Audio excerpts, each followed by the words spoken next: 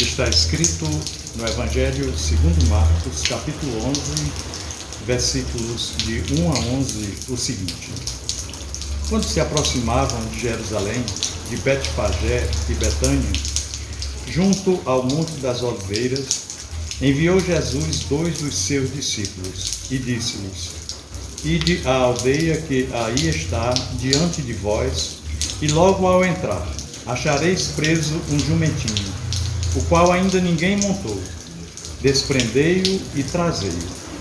Se alguém vos perguntar, por que fazeis isso? Respondei: o Senhor precisa dele e logo o mandará de volta para aqui.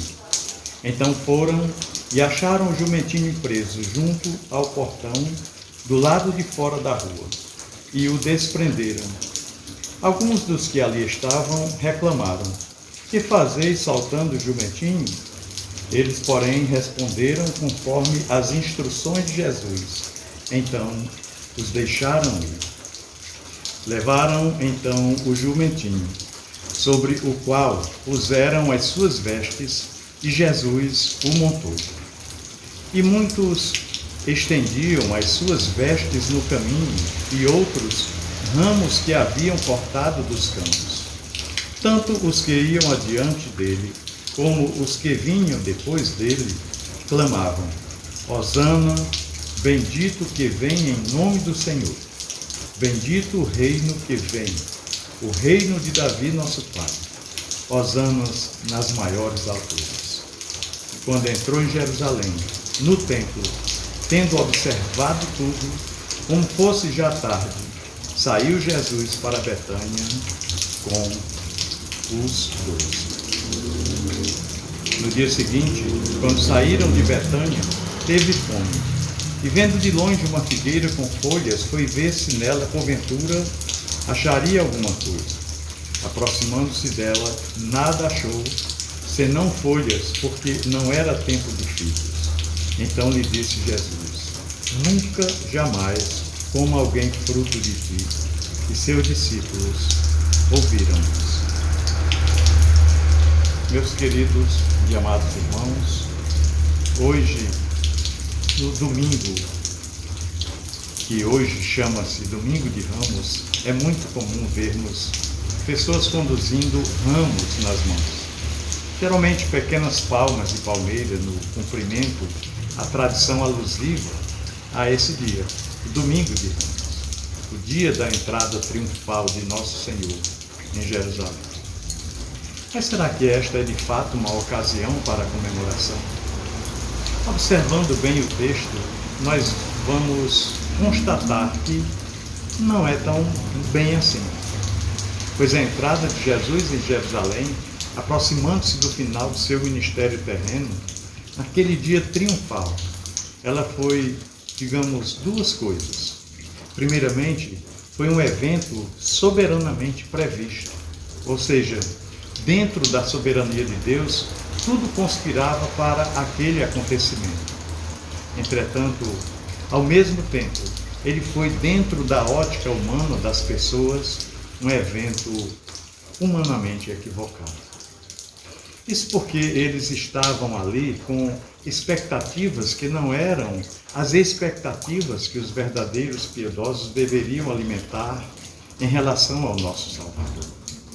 Vejamos então a primeira parte, dos versículos 1 até o versículo 7, mostra um evento soberanamente previsto, né, sobre tudo o que ia acontecer. Nosso Senhor mandou 2 discípulos se dirigirem a uma aldeia e deu instruções a eles sobre um jumentinho que eles iriam encontrar amarrado. E a determinação é que, no momento em que eles estivessem desamarrando aquele jumentinho, alguém iria perguntar por que eles estariam fazendo aquilo e que era para eles responder: o Senhor precisa dele, logo o mandará de volta. Ou seja, estava tudo programado, né? Quem amarrou aquele jumentinho naquele local? No local exato onde ele mandou procurar? E no versículo 4, diz que então foram e acharam o jumentinho preso junto ao portão, do lado de fora da rua, e o desprenderam. Isso eles fizeram conforme o Senhor havia dito, né? Na narrativa do evangelista Lucas, no capítulo 19, no versículo 34, diz que quem perguntou sobre a razão de eles estarem desamarrando o jumentinho foram os proprietários daquele animal. E a resposta foi: o Senhor está precisando dele, mas logo o mandará de volta. Ou seja, o jumentinho não era do Senhor, estava tomando por empréstimo de alguém. E essa resposta silenciou os donos daquele animalzinho. Um fato interessante é que tudo isso acontece numa atmosfera de muito mistério. Como Jesus sabia de tudo aquilo? Qual a explicação para tanta riqueza de detalhes nessa narrativa bíblica? Ele sabia tão a fundo o que estava para acontecer, haja vista declarou que se tratava de um jumentinho que nunca ainda havia sido montado por alguém. Então, os detalhes, nos mínimos pormenores. De fato, para nós, meros mortais, estas são questões que nós não temos como responder. Mas precisamos nos conscientizar que, em se tratando de Jesus, não obstante ele ser 100% homem, a sua mente não é meramente humana, assim como as nossas, porque ele também é 100% Deus. Jesus era 100% homem, mas era também 100% Deus. E muitas coisas aconteciam em seu ministério, não pelo poder próprio dele, porque ele era humano assim como nós, mas, sendo ele o Filho de Deus, muita coisa Deus revelava a ele, que não revela a nenhum outro ser humano. Nós vemos nessa passagem bíblica a soberania de Deus iluminando a mente de Jesus. De fato, mas muitas vezes no ministério terreno do Senhor, a sua mente finita, digo finita, já que ele era 100% homem, essa sua mente finita, digamos assim, foi iluminada com a natureza e a essência divina, de maneira que coisas que um homem comum, como nós, não temos como saber, Jesus sabia. Por exemplo, lá em João 1, versículo 47, quando Filipe trouxe Natanael até Jesus, Jesus já conhecia com riqueza de detalhes o caráter de Natanael. Jesus viu Natanael vir ter com ele e disse dele: eis aqui um verdadeiro israelita em quem não há dúvida. Não é? Uma outra coisa interessante é lá em João 4, versículo 16 até o 18, ao conversar com a mulher samaritana, Jesus disse: vai, chama o teu marido e vem cá. E aquela mulher respondeu e disse: não tenho marido. Então o Senhor disse para ela: disseste bem, não tenho marido, porque tiveste 5 maridos e o que agora tens não é teu marido. E ele completou ainda: isso disseste com verdade. Então, como é que Jesus sabia disso, desses detalhes, dessas pessoas, dessas vidas, se nunca antes ele havia conversado com aquela mulher? Não é intrigante? Em João 11, lá pelo versículo 11, Jesus já sabia que o seu amigo Lázaro estava morto antes mesmo de receber esta notícia. Ele havia recebido a notícia de que Lázaro estava enfermo. Demorou mais 2 dias e disse aos discípulos: Lázaro, o nosso amigo, dorme, mas eu vou para despertá-lo do sono. Então os discípulos responderam: Senhor, se Lázaro dorme, então ele está bem, então ele está salvo. Mas o texto bíblico narra que Jesus dizia isto, referindo-se à morte de Lázaro. Eles, porém, cuidavam que falava do repouso do sono. Então mostra a onisciência do Senhor, que era 100% homem, mas que era também 100% Deus. Em João 21, no versículo 6, como explicar o fato de que após os discípulos, numa noite de pesca mal sucedida, receberam a instrução de Jesus para lançar a rede do lado direito do barco? A Bíblia diz nesse texto que havia tanto peixe, mas tanto peixe ali que o barco quase tombou. Ou seja, depois de uma noite mal sucedida, eles não tinham pego um peixe sequer. Como ele sabia que havia um cardume tão grande de peixes exatamente naquele local? E tantas outras situações onde Jesus sabia algo ainda não revelado. A explicação é: Jesus era 100% homem, mas era ao mesmo tempo 100% Deus. Nós vemos nessa passagem bíblica a soberania de Deus agindo também na consagração dos elementos com os quais o Senhor teria contato. Há um padrão muito interessante nos evangelhos, é de que algumas coisas que Jesus usou durante a sua vida nunca haviam sido usadas por alguém antes dele. Ou seja, ele inaugurou esses elementos consagrados para o uso exclusivo dele, que é o Senhor. O versículo 2 aqui fala de um jumentinho sobre o qual nunca ninguém havia montado, né? O que de sua concepção no ventre de Maria, de forma única e jamais vista, né? O que dizer da estrebaria que abrigou o Senhor da chuva e do sereno em seu primeiro dia de vida aqui na terra? E o que dizer daquela manjedoura que acolheu confortavelmente o Senhor? Nunca um desses elementos havia sido usado por outra pessoa antes com aquele propósito. E o que dizer também do túmulo intacto pertencente a José de Arimateia, que o recebeu após a sua morte? Olha, nenhum desses elementos havia sido utilizado por alguém antes. Foram elementos consagrados para uso exclusivo do nosso Salvador. A mesma coisa é quando nós entregamos a nossa vida ao Senhor. Ela também deve ser, desse momento em diante, de uso exclusivo do Senhor. Por isso a palavra de Deus nos diz em 1 Pedro 2, versículo 9: Vós sois raça eleita, sacerdócio real, nação santa, povo de propriedade exclusiva de Deus, com um propósito, a fim de anunciar as virtudes daqueles que vos chamou das trevas para a sua maravilhosa luz.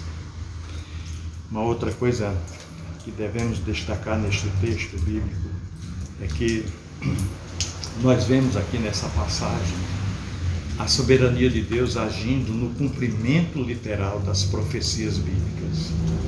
Em Zacarias 9, versículo 9, a palavra de Deus diz: Alegra-te muito, ó filha de Sião, exulta, ó filha de Jerusalém, eis que o teu rei virá a ti, justo e salvador, pobre, montado sobre um jumento, e sobre um jumentinho, filho de jumenta.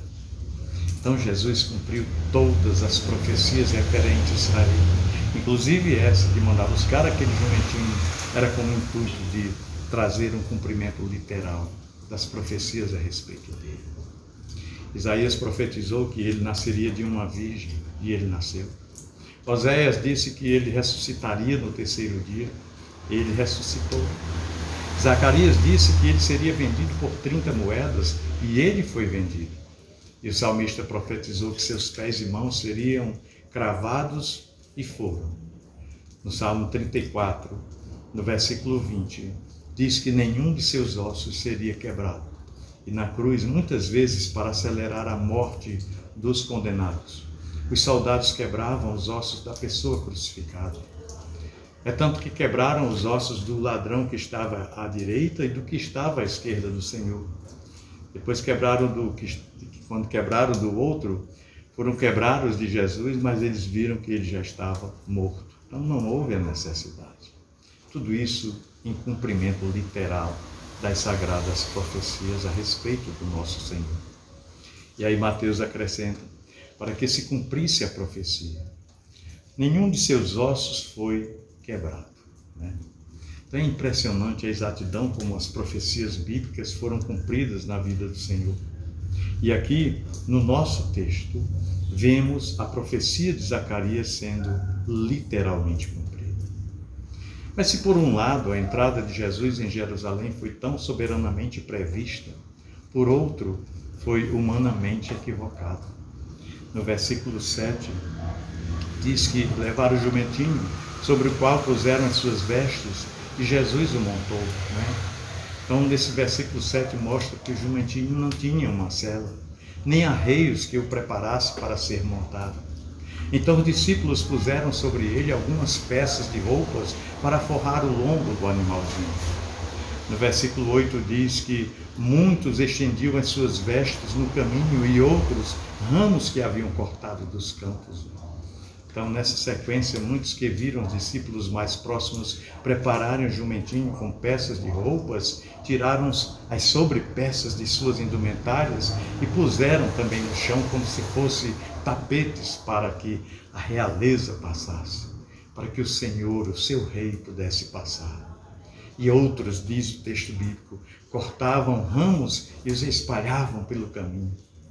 Os versículos 9 e 10 diz que tanto os que iam adiante dele como os que vinham depois dele clamavam usando as palavras do Salmo 118. Hosana, bendito que vem em nome do Senhor, o reino de Davi nosso Pai. Hosanas nas maiores alturas. Então, essa multidão que aclamava ao Senhor, na verdade estava com uma expectativa política, terrena, uma expectativa referente às coisas aqui da terra. Eles não estavam pedindo salvação de seus pecados, eles não queriam um santificador de seus corações, eles queriam mesmo um libertador político. A expectativa daquela maioria, da maior parte daquela multidão, conforme o ensino dos fariseus, era aguardar um grande líder para expulsar os romanos, para tornar Israel grande novamente aos olhos das nações. Eram expectativas meramente políticas. Eles exaltando o rei Messias, não o Salvador Messias. Exaltando um grande líder político, não o nosso Salvador. Muito provavelmente se tratava daquelas pessoas de João capítulo 6, que queriam aclamar Jesus rei depois que testemunharam a multiplicação dos pães e peixes, que alimentou uma multidão de milhares de pessoas. Em João 6, versículo 15, diz que, sabendo, pois, Jesus que haviam de arrebatá-lo para fazerem rei, tornou a retirar-se, ele só, para o monte. Então foi sempre assim. Muitas outras vezes que Jesus se deparou com essas pessoas, ele se retirava. Não era essa a sua missão, o seu propósito. O seu reino não era um reino físico, com trono e coroa, mas trata-se de um reino que é implantado nos corações das pessoas. O reino de Cristo avança não geograficamente, mas nos corações. E é exatamente por isso. Nunca, jamais as trevas conseguiram contê-lo. Ou seja, em cada coração onde há salvação em Cristo, declara-se publicamente o avanço do seu reino. O reino que é eterno, o reino que não para de avançar. Se nós olharmos o contexto desta passagem bíblica, deste evento da entrada triunfal de Jesus em Jerusalém, nós vemos que depois de alimentar uma multidão com alguns pães e peixes, Jesus também tinha ressuscitado a Lázaro. A ressurreição de Lázaro não foi um evento velado. Em muitos outros milagres, Jesus recomendava o povo a não divulgar com ninguém. Mas o milagre da ressurreição de Lázaro se deu à vista de muitas e muitas pessoas. Muitas pessoas se converteram naquela ocasião. A notícia chegou até os fariseus e foi a partir dali que os fariseus arquitetaram o plano para tirar a vida do Senhor e também planejavam matar Lázaro para que não testificasse o milagre da ressurreição sobre sua vida. O objetivo era silenciar o povo. O que mais impressionava as multidões era o fato de que em Jesus estava alguém que multiplicava pães e ressuscitava mortos.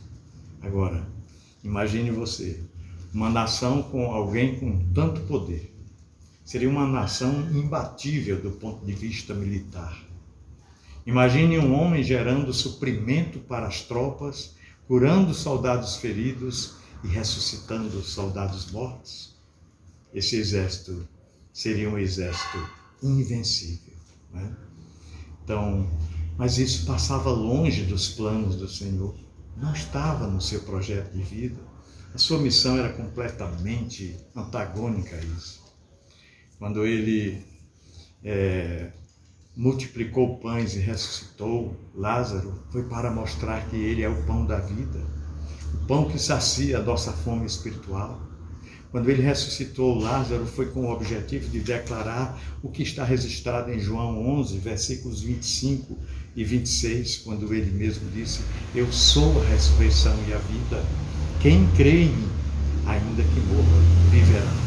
E todo aquele que crê em mim, esse não morrerá eternamente.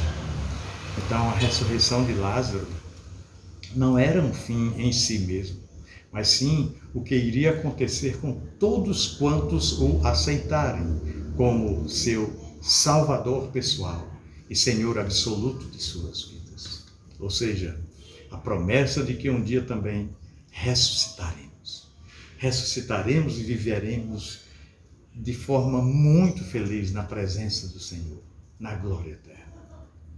Mas aquelas pessoas que estavam vivendo oprimidas por Roma não olhavam para cima, olhavam apenas para baixo, para o que era terreno, olhavam do ponto de vista político, e Jesus olha sobre a perspectiva espiritual. Ele vislumbrava o reino vindouro. Por isso, João, no capítulo 12 do Evangelho que leva o seu nome, João disse o seguinte, João 12, versículos 17 e 18, João diz o seguinte: dava, pois, testemunho disto a multidão que estivera com ele, quando chamara Lázaro do túmulo e levantara dentre os mortos. E por causa disso também, a multidão lhe saiu ao encontro, pois ouviu que ele fizera este sinal. Então, e o versículo 19 diz: de sorte que os fariseus disseram entre si: vede que nada aproveitais, eis aí vai o mundo após ele. Ou seja, aquela multidão encontrava-se impressionada com o que o Senhor havia feito com Lázaro, estava equivocada quanto à missão do Senhor. Jesus não entra em Jerusalém montado num cavalo branco. O cavalo branco simboliza um general de guerra vitorioso, né? Como os imperadores romanos, após as suas conquistas. Mas Jesus entrou montado no jumentinho. Mas há algo mais pacífico do que um jumentinho? Um jumentinho indefeso. Ele não tem aptidão nenhuma para a guerra. Jesus não tem também nenhuma beleza estereótica, né? Então Jesus, ao entrar montado no jumentinho, cumprindo a profecia de Zacarias 9, versículo 9, está cumprindo o seu ministério de paz. Está testificando que ele é o príncipe da paz, conforme anunciara o profeta Isaías. Todo o ministério de Jesus foi curando, restaurando, libertando, ou seja, propiciando paz às pessoas, bem-estar, satisfação, alegria, realização, motivação. Por isso a entrada triunfal de Jesus em Jerusalém não aponta para um triunfo, mas ele apontava também para a tragédia. Não sem razão, Lucas 19, versículos 41, 42, diz o seguinte: quando ia chegando, vendo a cidade, chorou Jesus e dizia: se conheceras por ti mesmo, ainda hoje o que te é devido a paz, mas isso está agora oculto aos teus olhos. Porque dias virão em que os teus inimigos te cercarão de trincheiras e por todos os lados te apertarão o cerco e te arrasarão, e aos teus filhos dentre ti não deixarão em ti pedra sobre pedra, porque não reconheceste a oportunidade da tua visitação. Então Jesus estava se referindo à destruição de Jerusalém que ocorreria no ano 70 e diz: se vocês conhecessem de fato quem é o que te visita hoje.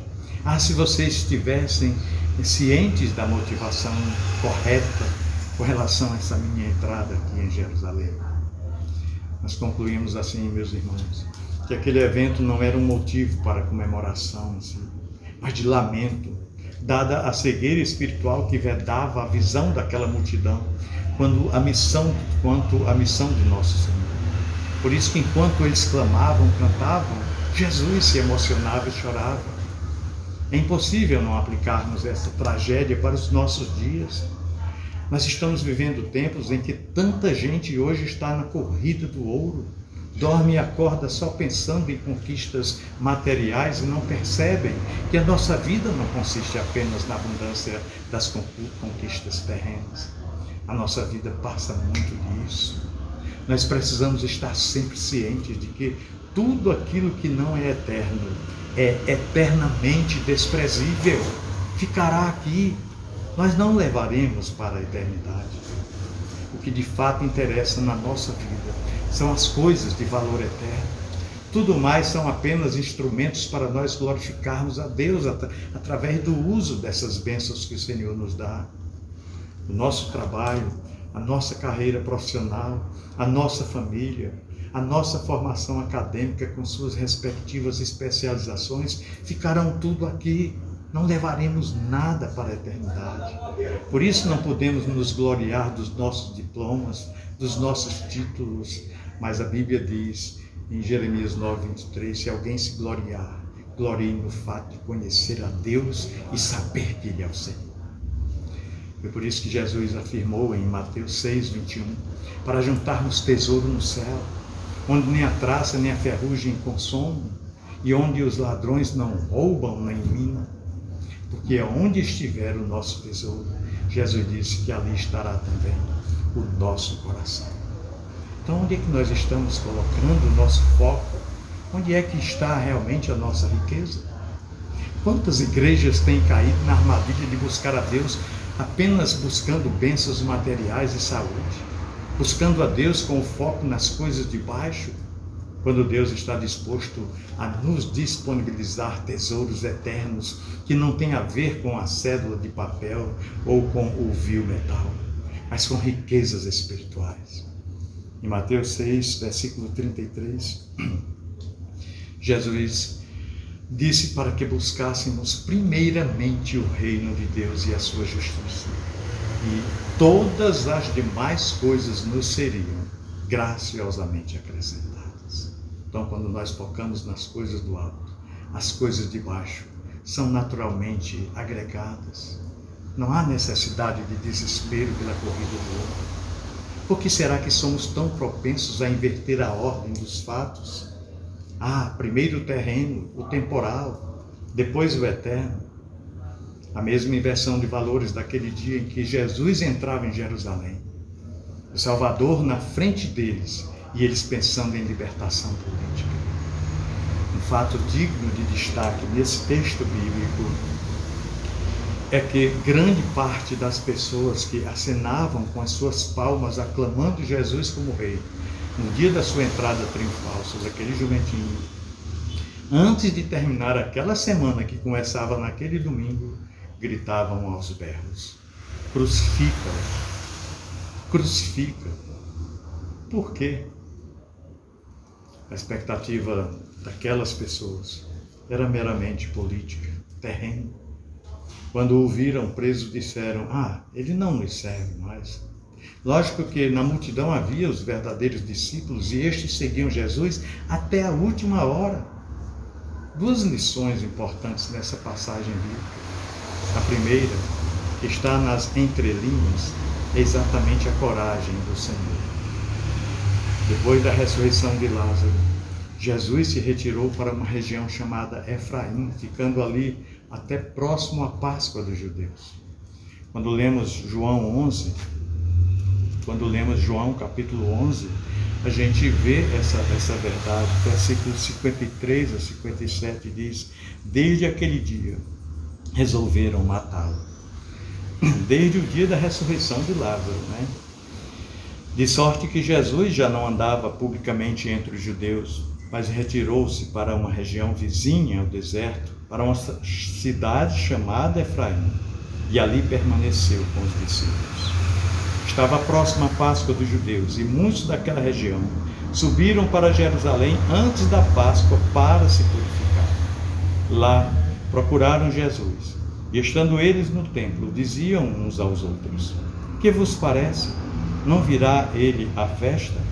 Ora, os principais sacerdotes e os fariseus tinham dado ordem para, se alguém soubesse onde ele estava, denunciá-lo a fim de o prenderem. Olha só, né? O Senhor com um propósito tão maravilhoso para aquelas pessoas. E aqueles líderes religiosos estavam tentando prendê-lo para matá-lo. Ou seja, depois da ressurreição de Lázaro, as autoridades judaicas arquitetavam um plano para capturar o Senhor. Procuravam-no no templo e por todo lugar. Na sequência, em João 12, versículos 9 a 11, a Bíblia diz que soube numerosa multidão dos judeus que Jesus estava ali. E lá foram, não somente por causa dele, mas também para verem Lázaro, a quem ele ressuscitara dentre os mortos. Mas os principais sacerdotes resolveram matar também Lázaro, porque muitos dos judeus, por causa de Lázaro, voltavam crendo em Jesus. Olha só. Então, a sentença de morte já não era mais somente para o Senhor, mas também para Lázaro, o objeto de levar as pessoas a glorificarem Jesus como Senhor. Então tinha que morrer os dois. Olha só, né? A cegueira espiritual que leva as pessoas a fazer. Né? Então a intenção daquelas autoridades era matar os dois. Aqui nós vemos a coragem de Jesus. Coragem esta que consiste no fato de que Jesus montou no jumentinho e entrou publicamente na cidade cujas autoridades já haviam decidido prendê-lo e matá-lo. Coragem por amor a nós, a mim e a você, porque a sua trajetória era o caminho da cruz. Jesus chega ao final do seu ministério, entregando a sua vida por amor a nós. O propósito do Senhor era crucificar os nossos pecados junto a Ele naquela cruz do Calvário. Uma outra lição muito pertinente nesse texto é a da humildade do Senhor. Mesmo sendo Deus, dono de todas as coisas, Jesus nada possuía. Veja a humildade do nosso Redentor. Hoje, em que tantas igrejas dizem que um cristão bem-sucedido tem que ser rico, vem Jesus e contraria esta linha teológica. Ele mostrou que isso é um contrassenso contra o verdadeiro evangelho. Vejamos o barco que ele usou tantas vezes para atravessar o mar da Galileia, não era dele, era emprestado. O jumentinho que ele entrou triunfalmente em Jerusalém, não era dele, era emprestado. O túmulo onde o sepultaram, não era dele, era emprestado. A manjedoura onde ele foi acolhido no dia em que nasceu, não era dele, era emprestado. Quem eram as pessoas que permaneceram até o fim? Eram aquelas pessoas que tiveram um encontro pessoal, um encontro íntimo com o Senhor. São os que foram curados e ressuscitados por Jesus. Quando um rei entrava na sua cidade montado num cavalo branco, demonstrando opulência pela conquista operada por ele, depois de uma conquista militar, ele ostentava os despojos que trazia, mas principalmente as pessoas vencidas, acorrentadas, arrastadas por seu exército. Agora aquelas pessoas vinham na condição de escravizados. Mas com Jesus foi muito diferente. A multidão que o seguia por convicção eram, na verdade, os vitoriosos, os libertos, os felizes. Era a multidão que não desistiu de Jesus. Ela era composta por ex-cegos, ex-paralíticos, ex-mudos, ex-mortos. É por isso que quando os fariseus mandaram que Jesus os ordenasse para que se calassem, Jesus falou que se eles se calassem, até mesmo as pedras clamariam. Hoje, domingo de Ramos, é um dia de reflexão também. poderíamos nos perguntar: em qual multidão nós estamos? Eu desejo a você e a sua família um feliz domingo de Ramos. Desejo também uma feliz Páscoa. Deus nos abençoe.